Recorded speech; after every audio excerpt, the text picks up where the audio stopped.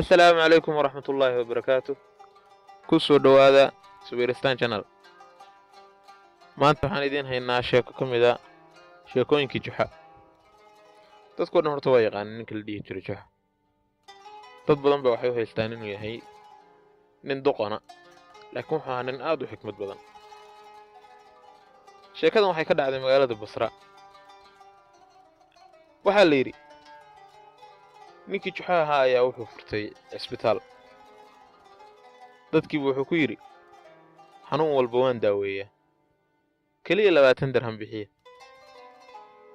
haddii uu ilaahay aanu idin qorin caafimaadna lacagtiinoo laba jibaaran baa idiin soo noqonaysa. markaa nin soo galootiya oo soo galay magaalada markaa baa sheekadan maqlay. wuxuu is yidhi ninkaa khiyaamee oo u tegey. wuxuu yidhi Juxow, ilaahay wuxuu iga qaaday dhadhankii. wax aan dhadhamin karo ma jiro, ama ha macaanaadeen ama ha dhanaanaadeen ama qaraar ha ahaadeen. Juxa wuxuu yidhi haye 20 dirham bixi, dawadiina insha Allah waa ku hayaa. ninkii lacagtii markuu bixiyey ayaa Juxa wiilkiisa wuxuu ku yidhi ii soo qabo dawada lambar 22. wiilkii baa u soo qabtay, malqacad buu intuu ku shubay buu siiyey ninkii. ninkii waa intuu cirka u booday wuxuu yidhi alla bahasho qaraaraad, weligay ma arkin dawo la mid ah. markaasuu yidhi ilaahay ku mahadi, waa kaa kuu soo celiyey dhadhankii ah.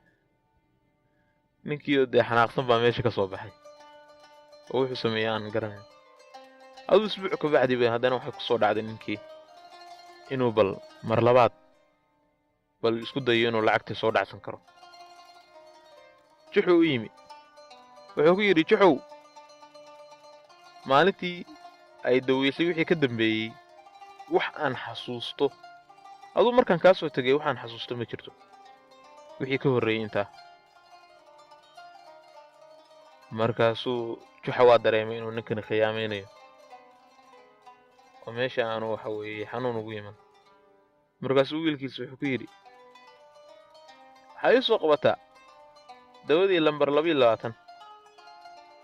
ninkii waa intii mar labaad kor u booday wuxuu yidhi ar iga daa bahasha, tani waxa weeye dawadii ugu qaraarayd adduunka weeye. dawadii ugu qaraarayd adduunka weeye aan arko, wax ka qaraara ma jirto. markaasuu yidhi ilaahay mahadi, waa taa xasuusta kuu soo noqotay, waa adiga xasuusta markaa iga tagtay wixii ka horreeyey. dee ninkii isagoo ciil hayo oo qanjihii barreen waa kaga soo tegey Juxa.